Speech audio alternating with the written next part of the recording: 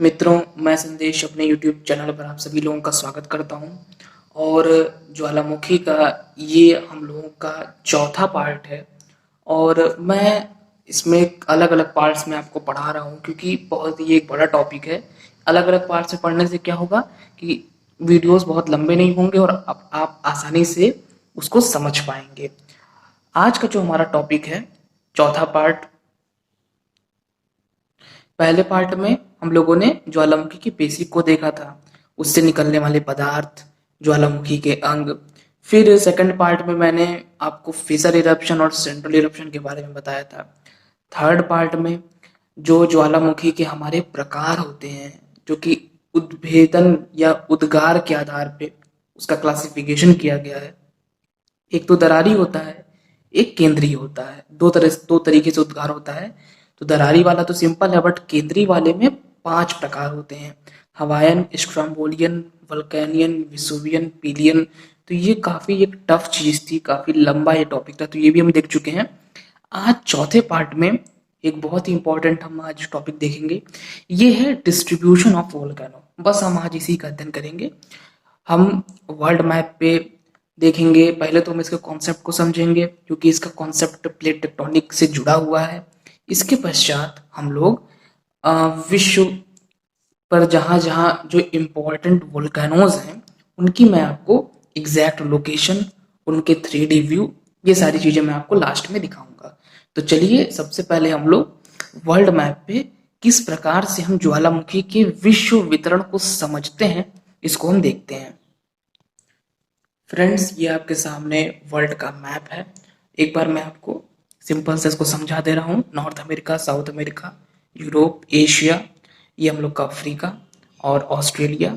नीचे इधर अंटार्कटिका है, Atlantic ocean, Pacific ocean, Indian ocean और इधर पैसिफिक ओशन, और ऊपर आर्कटिक ओशन। तो ये पूरी स्थिति आप देख ही रहे हैं। यहाँ पर आपका ग्रीनलैंड है, ये मेडागास्कर है। ये सभी चीजें आप जानते होंगे, मुझे ऐसी उम्मीद है। अब हम लोग पढ़ते हैं ज्वालामुखी का विश्व वितरण, जो कि किया गया है according to plate tectonics, plate tectonic के आधार पे। जो उसमें हम लोग का पहला वाला पार्ट होता है, मतलब प्लेट टेक्टोनिक के आधार पर हम ज्वालामुखी का वितरण पढ़ रहे हैं। उसमें हम लोगों की पहली हेडिंग है सरकम पैसिफिक बेल्ट या डिस्ट्रक्टिव प्लेट मार्जिन के वोल्केनो या ज्वालामुखी। विनाशी प्लेट किनारे के ज्वालामुखी या इसी का नाम है, अलग हेडिंग नहीं है। अथवा परिप्रशांत महासागरीय मेखला, सरकम पैसिफिक बेल्ट। इसमें क्या होता है, इसमें बहुत ही सिंपल है कि प्रशांत महासागर के चारों जो एक इसकी पेटी पाई जाती है ज्वालामुखी की, उसी को हम बोलते हैं। उसके बहुत सारे नाम हैं, सभी नामों से आप परिचित रहिए। कभी कभी उसे पैसिफिक रिंग ऑफ फायर भी बोला जाता है, सरकम पैसिफिक बेल्ट भी बोला जाता है। तो इसके अलग अलग नाम हैं। या विनाशी प्लेट किनारे के ज्वालामुखी, मैंने आपको बताया था विनाशी प्लेट किनारे के बारे में। मैं फिर से एक हिंट आपको दे दे रहा हूँ कि एक प्लेट इधर से आएगी, एक प्लेट इधर से आएगी। मान लीजिए ये वाली प्लेट भारी है, तो भारी प्लेट नीचे चली जाएगी, मतलब उसका विनाश हो जाएगा। अंदर जाके एस्थेनोस्फीयर में जाके वो मेल्ट हो जाएगी और फिर वही मैग्मा के रूप में ऊपर उठेगी, बल लगाएगी और ज्वालामुखी की स्थिति होगी। इस स्थिति में केंद्रीय उद्गार होगा। ये सभी चीजें हम लोग ऑलरेडी डिस्कस कर चुके हैं। इसे बोलते हैं विनाशी प्लेट किनारा। कंस्ट्रक्टिव या संरचनात्मक प्लेट किनारा, जो मैंने आपको फिशर इरप्शन में बताया था, ये वाला मैंने आपको सेंट्रल इरप्शन में समझाया था। फिशर इरप्शन में होता है संरचनात्मक या रचनात्मक प्लेट किनारा, कंस्ट्रक्टिव प्लेट मार्जिन। रचनात्मक, इसमें क्या होगा, पहले वाले में एक इधर से आ रही थी, एक इधर से आ रही थी। इस वाले में एक इधर जाएगी और एक इधर जाएगी, बीच से एक दरार बनेगी इस प्रकार से, और वहां से फिर मटेरियल बाहर की ओर निकल जाएगा। ये मैं आपको एक जनरल समझा रहा हूँ। यहाँ पे मैं बहुत ज़्यादा डिटेलिंग मैंने इसकी नहीं की। अगर आपको इसके बारे में थोड़ा भी डाउट है तो हमारा पार्ट 2 आप जाके देख सकते हैं। ठीक, इसमें होता क्या है कि प्रशांत महासागर का जो पूर्वी वाला हिस्सा है, ईस्ट पैसिफिक ओशन ये है, और वेस्ट पैसिफिक ओशन आपका ये है। तो इधर आपकी नॉर्थ अमेरिकन प्लेट और इधर जो हमारी प्रशांत महासागर वाली प्लेट है, तो यहाँ पर पूरी सबडक्शन की क्रिया हो रही है। मतलब इधर से प्लेट आ रही है, इधर से प्लेट आ रही है, और चूंकि इधर वाली प्लेट्स जो हैं वो ओशनिक प्लेट्स हैं, तो उनका सबडक्शन हो रहा है। तो यहाँ विनाशी प्लेट किनारे वाली स्थिति बन रही है। मैं आपको बस सिंपल समझा रहा हूँ, बहुत मैं डिटेल में नहीं जा रहा हूँ इसमें, क्योंकि प्लेट टेक्टोनिक भी हम लोग अच्छे से पढ़ेंगे इस चीज को। तो आपको सिर्फ यहाँ इतना समझना, और आपको बहुत डिटेलिंग भी नहीं करनी। ऐसा नहीं कि आप प्लेट टेक्टोनिक पढ़ चुके हैं, बहुत डिटेल में जान रहे हैं, तो आप बहुत सारा इसके बारे में बताएंगे, क्योंकि यहाँ हम ज्वालामुखी के वितरण की बात कर रहे हैं सिर्फ। तो हमको सिर्फ बेसिक्स को लेके चलना है। ये जहां जहां मैं आपको स्केच से दिखा रहा हूं, ये पूरी जो स्थिति है जहां जहां मैं आपको बता रहा हूं, ये और ये यहाँ यहाँ पर विनाशी प्लेट किनारे की स्थिति है, और इसीलिए इसे हम पहली वाली कैटेगरी में रखते हैं, विनाशी प्लेट किनारे के ज्वालामुखी या पैसिफिक रिंग ऑफ फायर।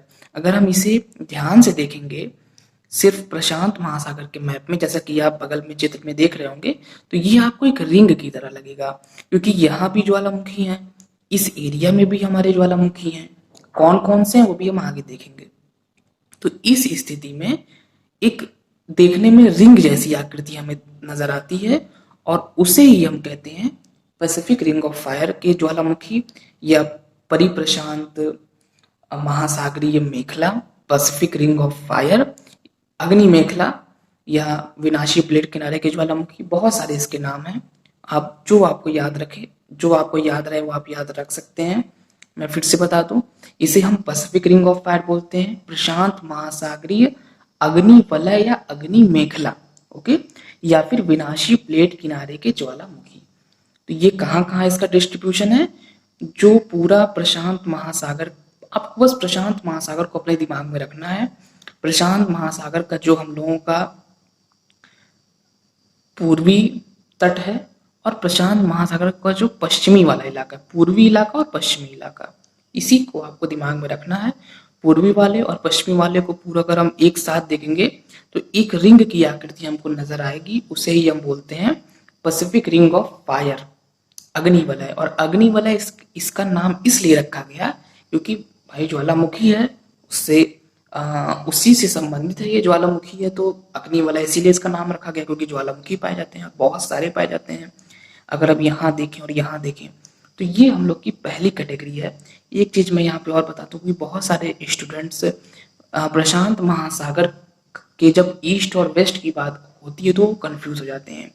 उन्हें लगता है कि इधर वेस्ट है, इधर ईस्ट है, लेकिन मैं आपको बता दूं कि ये हम मैप में देख रहे हैं, और वास्तव में मैप की यही गलती होती है, मैप में यही कमी होती है।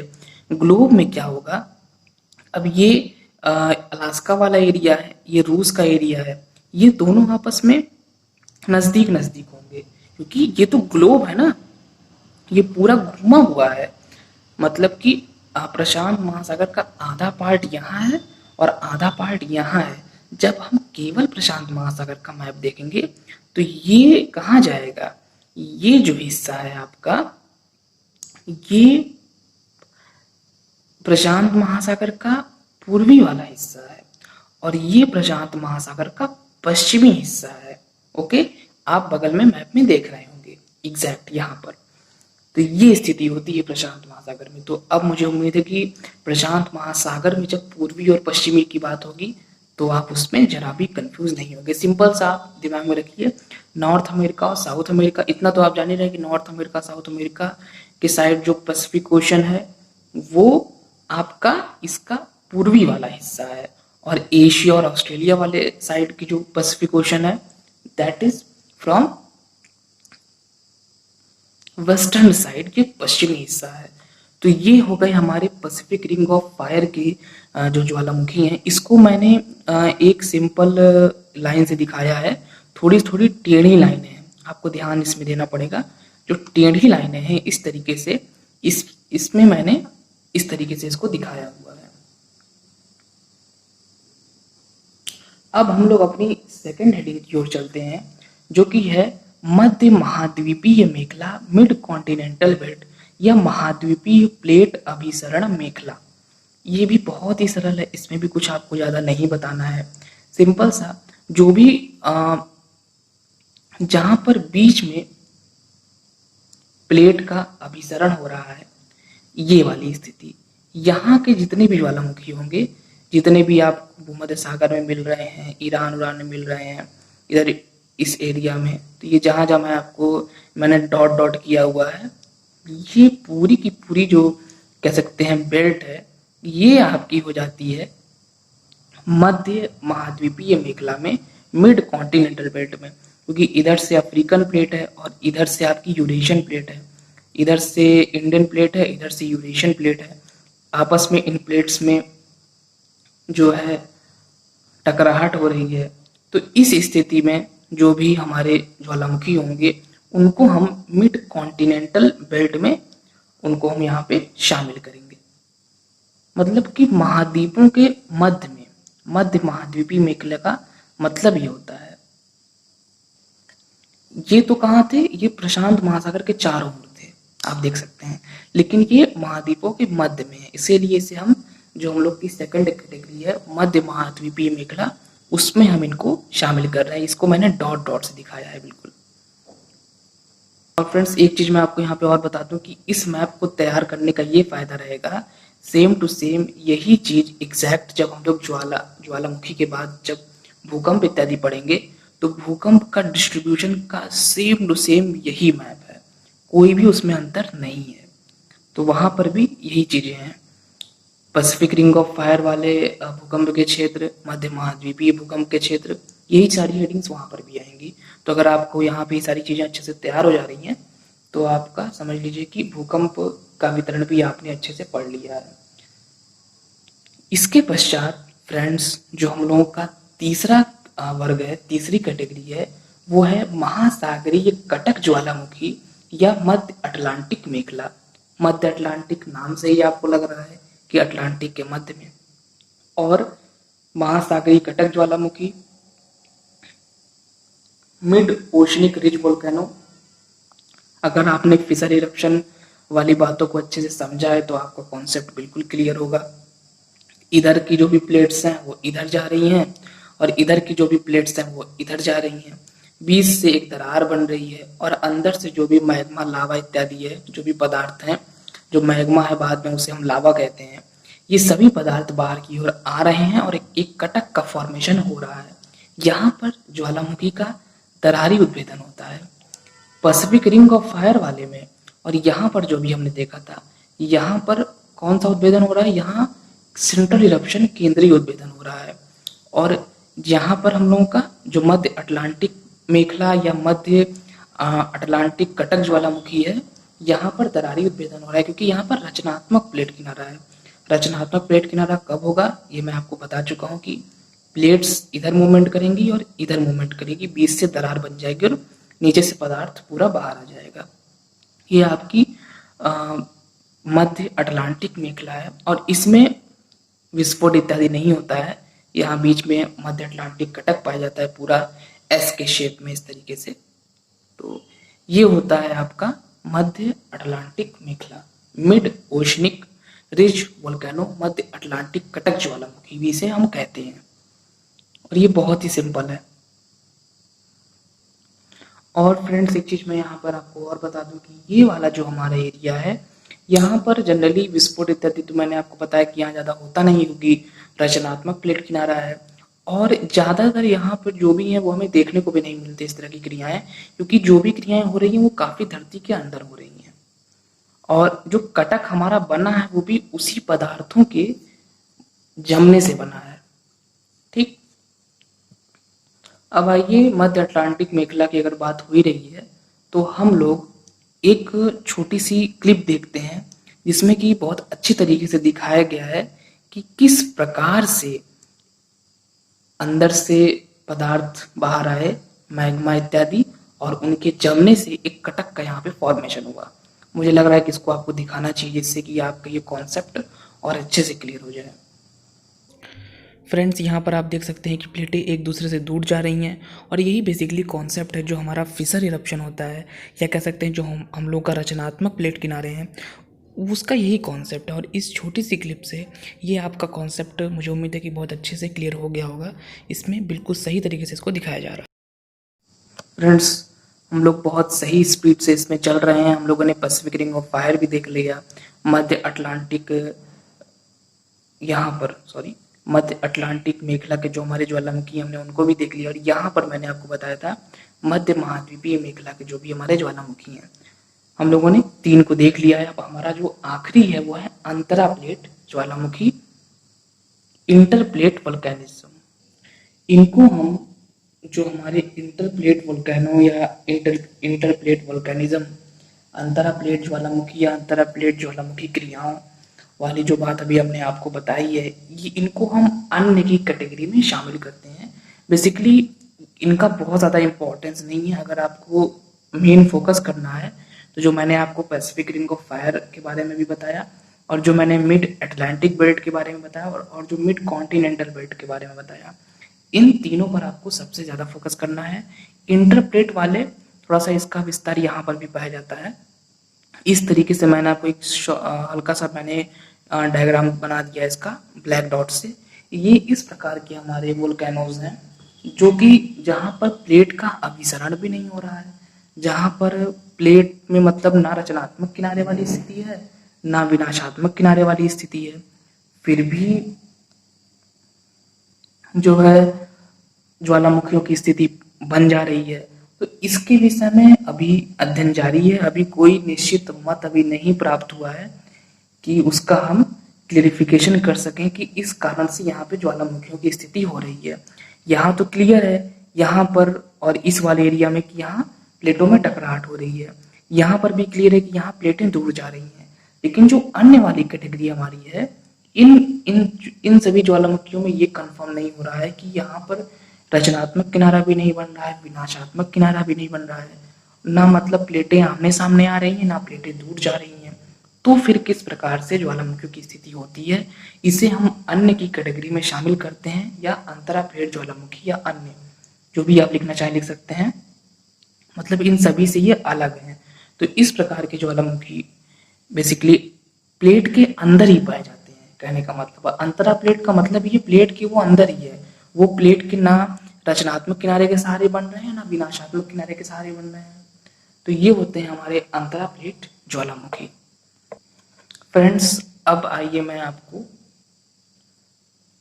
ग्लोब पर इम्पोर्टेंट जो हमारे वोल्केनोज हैं अलग अलग बेल्ट्स के, इनमें से कुछ की मैं आपको लोकेशंस दिखाता हूँ, जिससे आपका कॉन्सेप्ट और अच्छे से क्लियर हो जाए, क्योंकि इससे आप अच्छे से उस चीज़ को इस टॉपिक से रिलेट कर पाएंगे। अब भाई सभी की लोकेशन तो हम नहीं देख पाएंगे, लेकिन हाँ कुछ की लोकेशन, जैसे इधर के कुछ काफ़ी इंपॉर्टेंट मैं जनरली आपको नाम बता दे रहा हूँ। जैसे यहाँ पर एक कोटोपैक्सी है, यहाँ पर शस्ता, रेनियर, हुड इत्यादि हैं, और इधर आपका पिनाटुबो है, और फ्यूजियामा इधर जापान में, और इस एरिया में ईरान में बहुत इंपॉर्टेंट देमवंद है।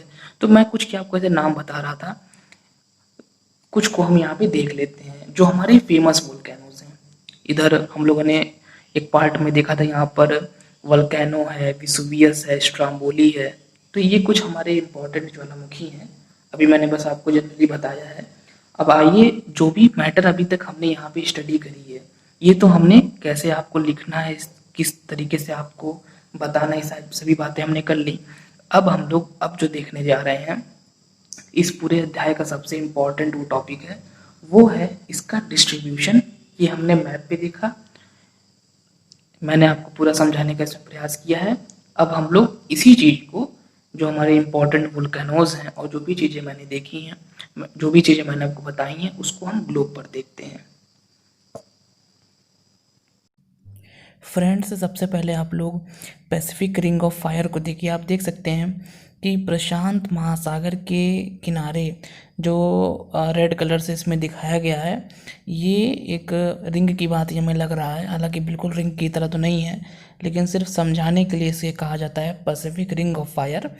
मतलब इसको कहने का सिर्फ इतना सा मतलब है पैसिफिक रिंग ऑफ फायर के, कि ये जैसे अंगूठी होती है, रिंग होती है, उसी की तरह प्रशांत महासागर के चारों ओर एक सर्कल के रूप में ज्वालामुखियों की स्थिति हमें देखने को मिलती है। तो ऐसा आप यहाँ पे देख रहे हैं साउथ अमेरिका में, फिर ये नॉर्थ अमेरिका, फिर इधर आपका जापान, इंडोनेशिया वाला एरिया, ये इस एरिया में बहुत सारे हमें ज्वालामुखी देखने को मिलते हैं। तो यही एग्जैक्ट मानचित्र है, मैप है पैसिफिक रिंग ऑफ फायर का। इसका आप स्क्रीनशॉट ले लीजिए, इसको सेव कर लीजिए और इसको बना भी लीजिए अपनी नोट्स में। इससे आपका कॉन्सेप्ट अच्छे से क्लियर हो जाएगा। ये फ्रेंड्स है क्राकाटोवा ज्वालामुखी। आइए इसकी लोकेशन देखते हैं। आपको अंदाज़ा लग ही गया होगा कि ये कहाँ पर स्थित है। ये जो हम लोगों का इंडोनेशिया है उसी के पास में, इंडोनेशिया का ही एक ये ज्वालामुखी है क्राकाटोवा, और अक्सर इस पे विस्फोट होता रहता है। आप न्यूज़ में इसका नाम सुने होंगे। हम यहाँ पर उन्हीं ज्वालामुखियों की लोकेशन देखेंगे जो अक्सर न्यूज़ में रहते हैं, अक्सर ये चर्चा में रहते हैं। क्राकाटोवा, इंडोनेशिया।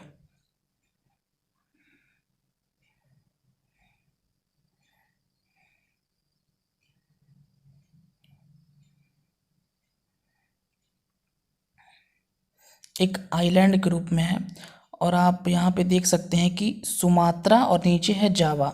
सुमात्रा और जावा के एकदम बीच में, मतलब पास, दोनों के बीच का जो एरिया वहाँ पर ये स्थित है।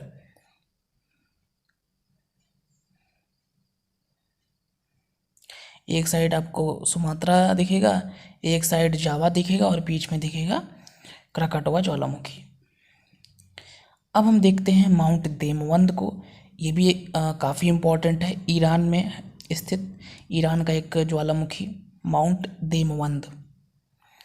वेस्ट एशिया में हम लोगों ने इसके बारे में बात काफ़ी डिटेल में की थी जब हम वहाँ के पर्वतों के बारे में पढ़ रहे थे, वहाँ एलबुर्ज जागरोस के बारे में पढ़ रहे थे।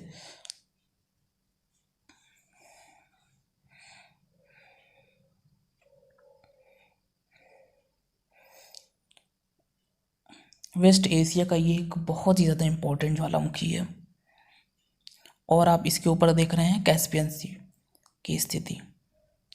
फ्रेंड्स, अगर आपने वेस्ट एशिया के हमारे चैप्टर्स नहीं देखे हैं तो आप वहाँ जाके देख सकते हैं। वहाँ पर हम लोगों ने काफ़ी डिटेल में वेस्ट एशिया पे बात की है।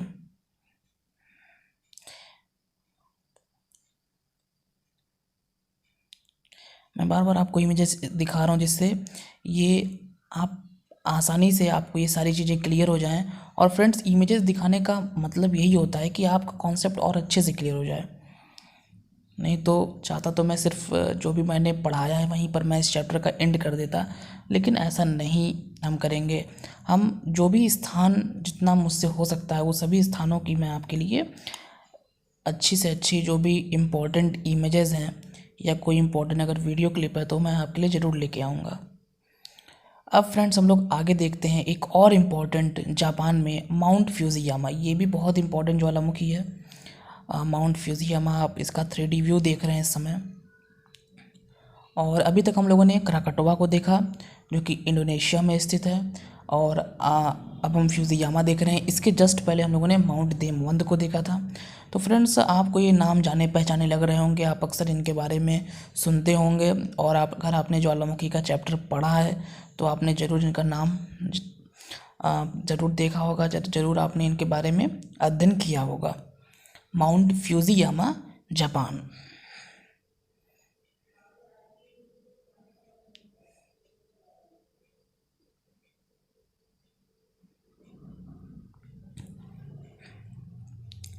अब हम चलते हैं यूएसए का एक बहुत ही फेमस वोल्केनो है माउंट शस्ता। जो माउंट शस्ता है ये एक बहुत ही इम्पोर्टेंट ज्वालामुखी है, और इसी के पास में आपको मिलेंगे माउंट रेनियर और एक है माउंट हुड। तो रेनियर हुड की लोकेशन के लिए मैं आपको होमवर्क दे रहा हूँ कि आप जाके रेनियर और हुड की लोकेशन भी देख लीजिए।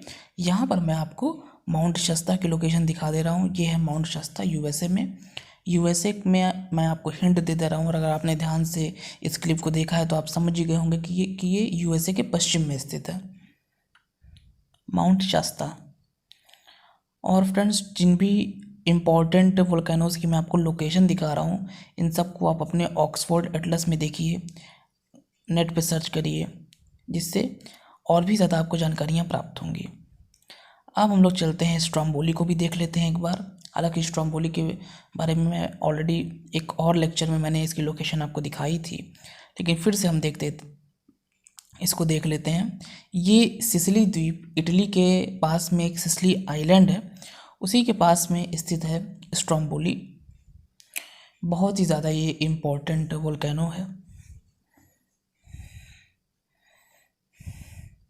और स्ट्रोम्बोली तुल्य ज्वालामुखी हमारे वो होते हैं, अगर मैं फिर से आपको यहाँ पे बता दूँ, अगर आपने क्लासिफिकेशन वाला हमारा चैप्टर देखा होगा तो आपको याद होगा, जो हमारे स्ट्रोम्बोली तुल्य ज्वालामुखी हैं ये हवायन तुल्य ज्वालामुखियों से थोड़े ज़्यादा कह सकते हैं इनकी तीव्रता अधिक होती है, इनमें विस्फोट होता है, लेकिन ये नॉर्मल ही होते हैं, बहुत ज़्यादा विनाशकारी, बहुत भयंकर विस्फोट इनमें नहीं होता। वल्केनियन के पास से तीव्र भयंकर विस्फोट शुरू होता है। वल्केनियन, वेसुवियन, पिलियन, ये सारे तीव्र विस्फोटक होते हैं। ये बैरन आइलैंड अंडमान निकोबार से नज़दीक में स्थित है, और ये है इक्वेडोर में स्थित माउंट कोटोपैक्सी, ये भी बहुत इम्पोर्टेंट है।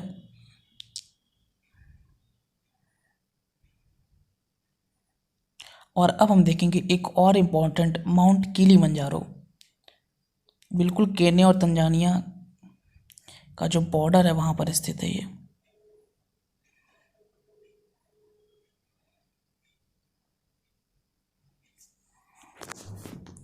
तो फ्रेंड्स, इस प्रकार ज्वालामुखियों की डिस्ट्रीब्यूशन का ये जो हमारा चैप्टर है ये यहीं पर समाप्त होता है। हम लोगों ने लास्ट में इम्पॉर्टेंट जो हमारे कुछ वोल्केनोज़ हैं, जैसे क्राकाटोवा, देमवंद और माउंट शस्ता, फ्यूजियामा, किलिमंजारो, बैरन आइलैंड, जो हमारा बैरन ज्वालामुखी है, कुछ इंपॉर्टेंट वोल्केनोज़ की हम लोगों ने लोकेशंस देखी, स्ट्रोम्बोली की भी हम लोगों ने लोकेशंस देखी। और इस प्रकार ये अध्याय हमारा यहाँ पे समाप्त होता है। हम लोगों ने डिस्ट्रीब्यूशन को अच्छी तरीके से समझ लिया, और हम लोग का आधार था प्लेट टेक्टोनिक। हम लोगों ने प्लेट विवर्तनिकी के आधार पे डिस्ट्रीब्यूशन को समझा।